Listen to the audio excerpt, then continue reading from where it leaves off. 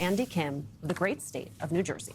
Welcome. Well, yeah. Hey. Senator, what do you think about all this? Let's start with Hegseth and Senator Kelly. Yeah, well, look, I think, I was reading the letter that they sent to my colleague, Senator Kelly. The fact that they were citing lines that he had said and finding concern. And one of the lines was that Mark Kelly said that he would always defend the Constitution.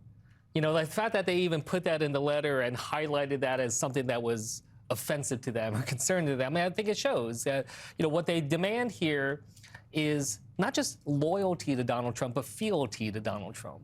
And they weren't just trying to send a message to my colleague, Mark Kelly. They were trying to use him as an example to scare all the service members right now, trying to make an example. Mark saying, if we can do this to a U.S. senator, imagine what we can do to you right now. And that's what they're really trying to send that message about, which I just find to be so offensive, treating our service members in that way.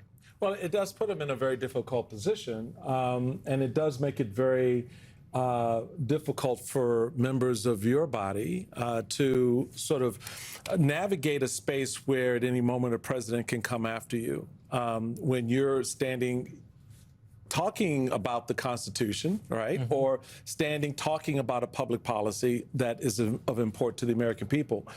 So it still brings me back to the point.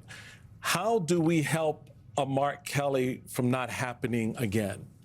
How do we begin to stem the flow? We were talking about this with our last guest about a president who just acts the way he wants to act, and there's no real recourse for the rest of us. What do you do? I mean, Hegseth is saying all this stuff. They're going forward with the action in the Pentagon. What are we left to do? Just wait till an outcome and shake our heads? Yeah, no, it's so alarming, especially when we're sitting here, just down the street from the U.S. Capitol on the eve of the January 6th anniversary. And, I think about that 5 years ago, and I think about how tomorrow I know exactly what my Republican colleagues are going to do, which is absolutely nothing. Right. They're going to do nothing to mark the occasion, nothing to thank our Capitol police officers who literally saved our lives. They still haven't put up the plaque. No, they don't even know where it is. Right. They buried it with the, Raiders of the Lost Ark in some warehouse somewhere. But look, that's the problem. If they're not even, if colleagues are not even willing to step up and just say what happened at the Capitol 5 years ago, what we see is just a real cowardice, a lack of courage, and it's a fear that Donald Trump can ruin any of their careers with just one social media post. And unfortunately, that's true. And that's where they're weighing it. They're weighing their own careers ahead of doing what's right. And I just find that offensive because, look, the job is good, but it's not that good. Where, you're going to betray your own values at a very core element to it. What you were saying is also interesting, given the conversation that is happening right now on Capitol Hill about this administration's recent actions in Venezuela, especially given that the administration, of course, they didn't go to Congress for congressional approval. On top of that, they are speaking out of both sides of their mouth about who is actually going to be in charge of this transition, if it is, in fact, a transition inside Venezuela.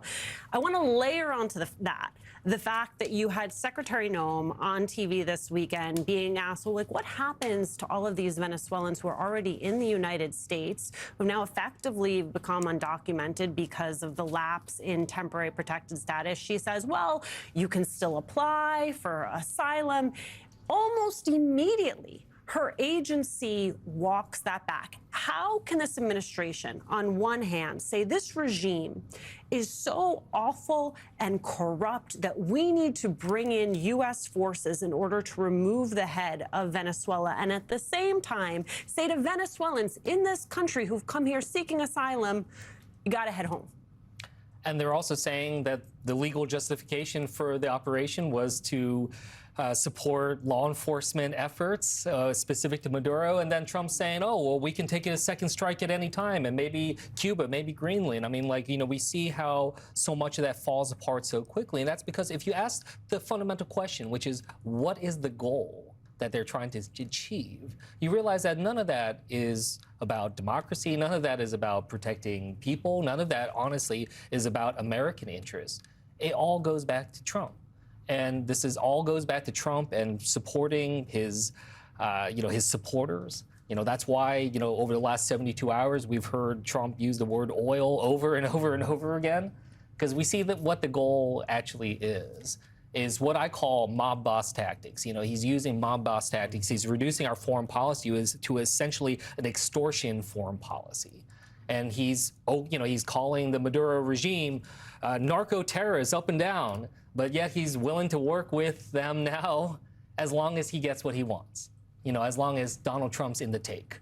And I think that that's what is hopefully apparent to the American people right now as they see just all this laid bare, as Trump is not trying to hide it. He's saying it out loud right now in terms of what his goal actually is. Every time Rubio or someone else tries to walk it back, he just goes, nope, actually, I run the place.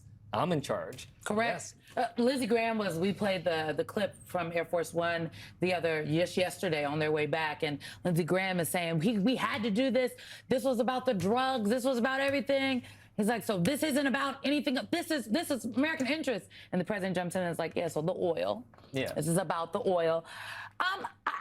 Misinformation and disinformation is a very powerful tool, and I think in our fragmented media environment, it is actually frankly, more dangerous now than ever.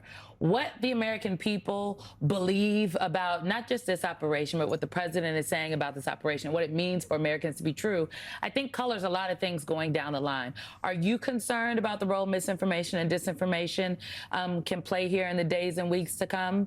Because you're not concerned. Oh, no, I'm absolutely concerned. Yeah, look, we see the disinformation right out of the gate. I saw and heard it with my own eyes. We had a briefing with Secretaries Rubio and Hegseth a couple weeks ago, and we heard directly out of their mouths that this is not about regime change. We're going after the drugs on these boats, and that's what this is about. And then all of a sudden we saw what happened just a few days ago. And every single senator was in that room, and they were lied to directly by the Secretary of State and the Secretary of Defense. And so I have a lot of concern, not just about what they're saying to the American people, but what they're saying to the American people's representatives in Congress. There's a reason why Trump is not seeking congressional approval, because he knows that the American people are not with him. They know that the American people are sick and tired of these endless wars that we've gone through. I worked in diplomacy, I served in Afghanistan, I worked in Iraq. I'm tired of this. The American people are tired of this. And so Trump, he's just gonna say whatever he needs to get it. That's why he said, oh yes, this is about law enforcement. Well, look, Department of Justice, Pam Bondi was not at the briefing talking about these operations. If it was about a law enforcement first operation, why wasn't she the main person? She is over on Capitol Hill, though, briefing the Gang of Eight. Yeah. Well, Stephen Miller was there, though. Maybe he has something to say. Senator Kim, we appreciate your time tonight. We hope to talk to you again soon. This and other stories will be following in the days and weeks to come. Thank you very much. Thank you. After the break, we are just getting in some new details about that classified briefing that Trump officials gave to select members of Congress. Stay right